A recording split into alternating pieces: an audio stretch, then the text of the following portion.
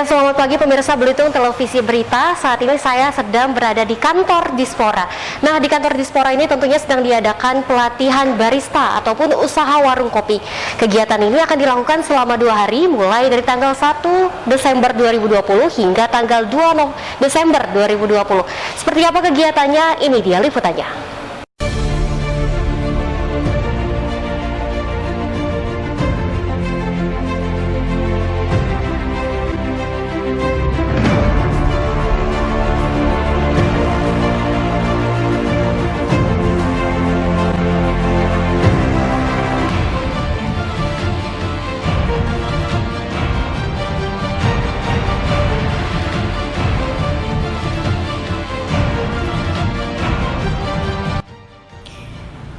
Bertempat di kantor Dispora Kabupaten Belitung pada hari Selasa 1 November 2020, Dinas Pemuda dan Olahraga Kabupaten Belitung menggelar acara pelatihan barista dan usaha warung kopi yang dilaksanakan selama 2 hari, diikuti oleh 20 peserta dengan usia di bawah 30 tahun.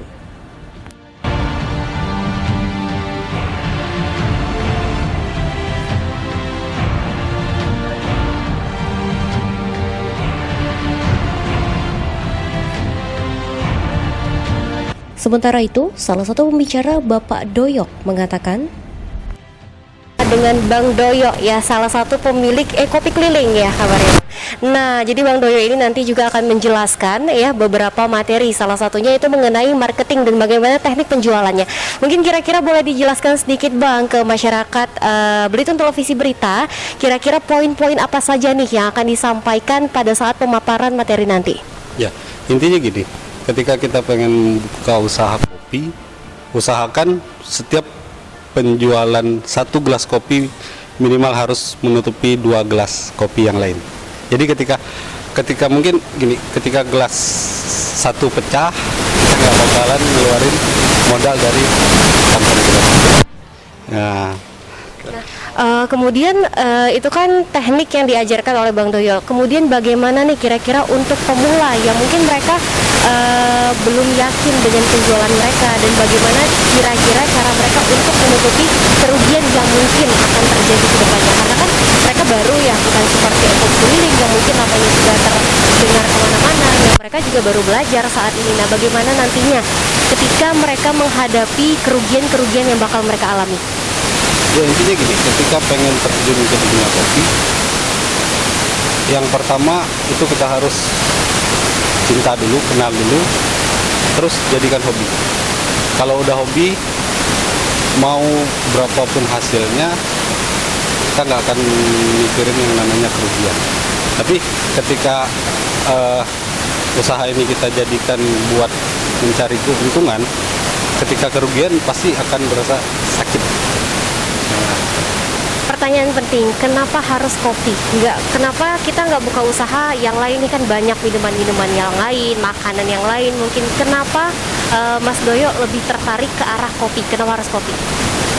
Kalau menurut aku pribadi, kopi itu adalah tempat kita mencari teman, kita sharing masalah kerjaan. Kan nggak lucu ketika kita misalnya pengen sharing masalah kerjaan tapi di warung makan. Tapi yang pasti orang akan mengajak kita ke warung kopi. Juga kopi ini merupakan salah satu bisnis yang sedang tren ya Mas ya.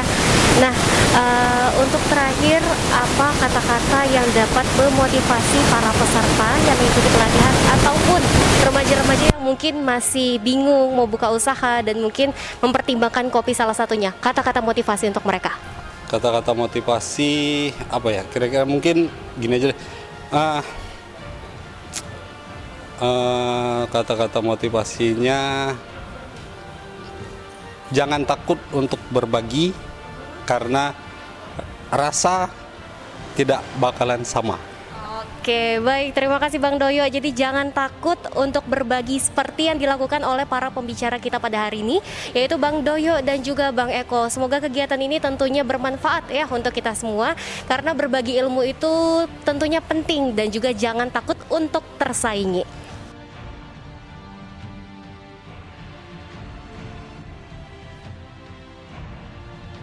Di sisi lain, Kepala Dispora Bapak Subagio ketika dikonfirmasi mengatakan, harapan kita ya, meningkatkan kembali ya ekonomi dalam hal pemasaran mereka.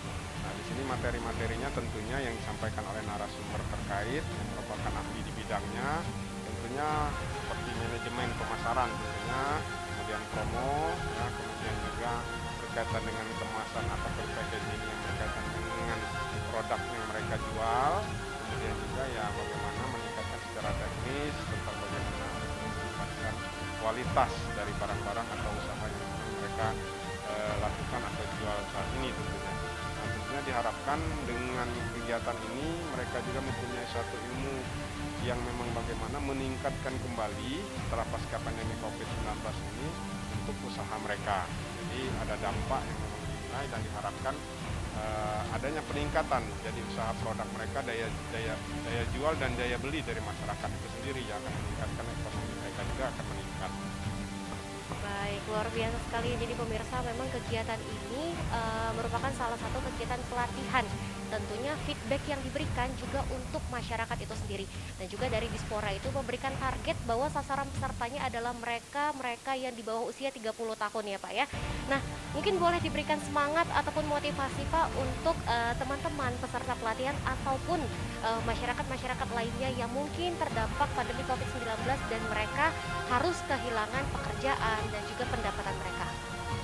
Maka tentunya untuk generasi muda khususnya di Kabupaten Belitung, kami berharap dengan kondisi pasca pandemi COVID-19 ini dan bisa cepat berlalu dan kawan-kawan pelaku wirausaha muda dapat meningkatkan kualitas dari usaha yang memang sudah dilakukan sehingga dapat juga meningkatkan faktor ekonomi dan tetap semangat, tetap berusaha dan bagaimana upaya menjaga kebersamaan, persatuan dan kesatuan untuk pemuda di Kabupaten Belitung. Terima kasih.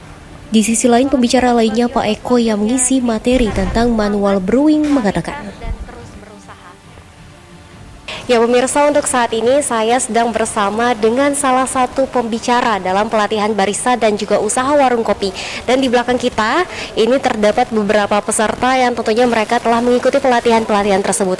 Mungkin boleh berkenalan sedikit Bang, namanya Bang siapa? Bang, perkenalkan nama saya Eko Kak. Kebetulan saya juga menjadi salah satu barista atau founder di salah satu kedai kopi di Belitung. Oke, nah mungkin boleh diceritakan sedikit nih ke pemirsa Belitung Televisi Berita, kira-kira apakah tujuannya diadakan kegiatan ini?